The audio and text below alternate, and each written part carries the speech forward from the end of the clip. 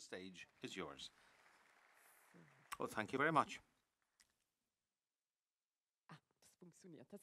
Oh, it works. Good. Great. Well, good morning, everybody. We are very happy at agorum to be here again as the main sponsor. And when we got the invitation by Alice and saw the motto of this year, let's create a better IT now, I had to spontaneously think of Michael Jackson's song, Heal the World, because open source software is a major contribution to a better world, not only a technologically better world. And today I would like to take a look at this topic from different perspectives and what we can do within the IT industry to achieve this. And of course, I would like to give the perspective and the philosophy of agorum as well in this context. Now, if you take a bird's eye view on this, then we'll see that in most companies, there's a CRM software for the sales department. There's the human resources department, which uses entirely different software. Then you have accounting, who have their own software, etc., etc. And the IT department, the poor devils, have to manage this, administer this safely, and also make sure that the data is archived. And this is where our ECM, or document management system, comes into play as a core system. This is what it looks like in agorum. ECM means enterprise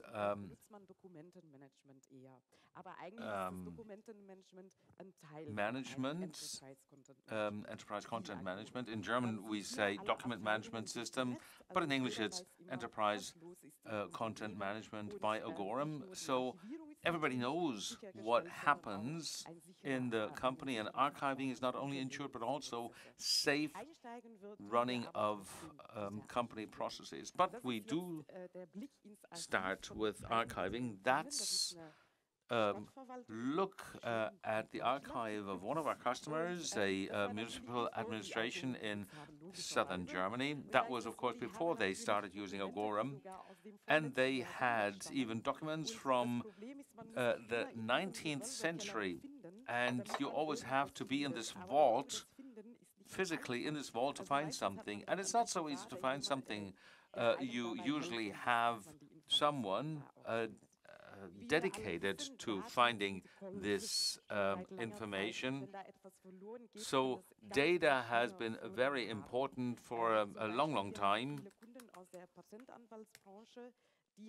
And if you lose something, then it can have very severe consequences. For instance, we have a lot of patent lawyers among our customer base, and they are responsible for holding the patents for their customers, and they need to keep them for a long time and have direct, immediate access to them. And we had a customer at one stage who said, well, we were building or planning the building of a new building because our archive had grown so big, and it was even an IT company. And they found that they don't even have enough space, physical space, to extend their building, and they approached us with this problem. So archiving is a frequent reason why customers approach us. And you know, Oliver Schulze, that's my boss. He's sitting up front here. He keeps saying all this digital archive is only a byproduct of agorum. And I wouldn't put it this way, however. I would say it in a more charming way. It's the original function of agorum, of ECM within agorum, because it has very important functions that are a fundamental role for companies to have intelligent and smart archiving. For instance, ECM in agorum is compliant with GDPR, It is audit proof. You have OCR capabilities, so even legacy text and files can be made available. So you can search and find from any location, and of course, it is independent of space and time. Together with archiving, we have to look at the question of security. I've mentioned it before. Please indicate who of you had this virus, this I love you virus. I got it from Peter, who had it in their inbox at the time. Was there anybody who was affected? So you were twice lucky. Either you're young enough, maybe around 20 years old, or you never got this virus, which is even better. But as we know, after the virus is before the virus, so it just gets a different name. And I have to quote Oliver Schulz again. Sometimes he says meaningful things. He says, open software is always another opportunity to access data. Last year, there was a Trojan which encrypted data, so organizations, customers, companies couldn't open their archives anymore. And with agorum, we simply made a script available which recovered the latest version of their documents. But the important thing is to mention that the customers wouldn't have even needed us, because they could have looked at the code and written their own script to recover their older versions. Then we had this security breach in Log4j, and this showed that the world isn't quite ready for open source software, because paper is patient and people can be manipulated. It says literally, one weakness threatens the internet. Companies are to blame who use free software, and of course they're referring to open source software. And this is the Zeit newspaper, which is supposed to be a very broadsheet paper, a very reliable software. But this, of course, discourages companies from using open source software. So we spoke about security, but if we really want to take off, we are talking about digital transformation. And the topic is a huge one. I Googled it and I got millions of hits. So where does it start? Where does it end? Is it an electrical toothpaste? Is it Siri? Is it an electronically controlled AI for data processing? So it's a wide range. And so we asked people in our own environment. And you can see, depending on the age people have, how old or young they are, and what background they have in terms of their profession, they have different opinions. We asked some people, and we selected a few answers. Heike from administration, she's around 50. She says, I really don't know.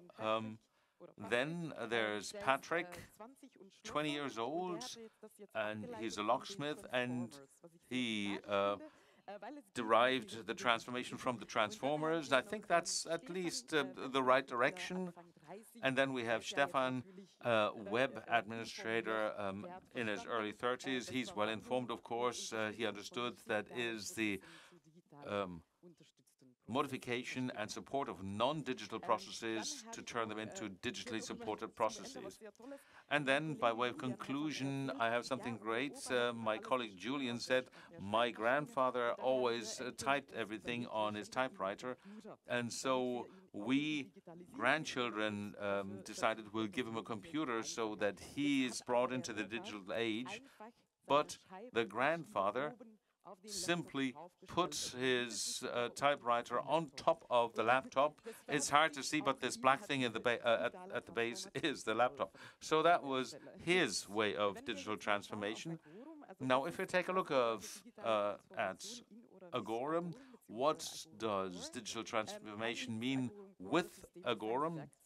Agorum is really a toolbox, and as you have a hammer and a chisel in your toolbox, with agorum, you can say, if I want to digitize work processes, if I need data entry, I need an access to data, or I can simply archive my data. Let's go into more detail here. I'll show you again the most important functionalities that we have in the agorum core. You can see two circles here. The inner one is the agorum core open, and beyond it, that's the extension, as it were. There's the agorum core pro, basically the enterprise version. What we have in our toolbox, of course, is the digital workplace, as mentioned before, so social collaboration, working in web clients, and that you can jointly work on documents, etc., etc., also from the home office. Then we have the integrated file server in agorum, meaning you can download the open source version from our website, and then you can simply start your own file server. Thirdly, there's automated document capture, so that documents can be read out automatically and processed automatically. Get back to that later. Then we have another point that there is a workflow, including an editor, in order to make business processes more transparent, more understandable and faster, more trackable too.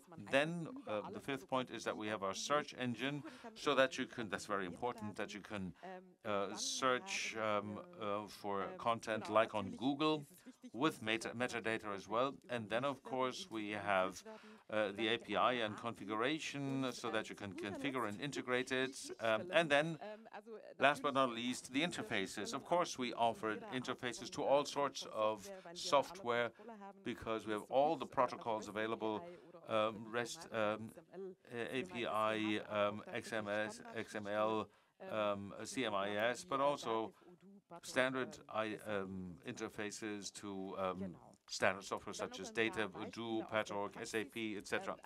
Then a few examples from practical applications. In the building industry, for instance, we can see that our customers say that the technical data are the core part of buildings, and it is important that the data be available even always at the press of a button and for decades.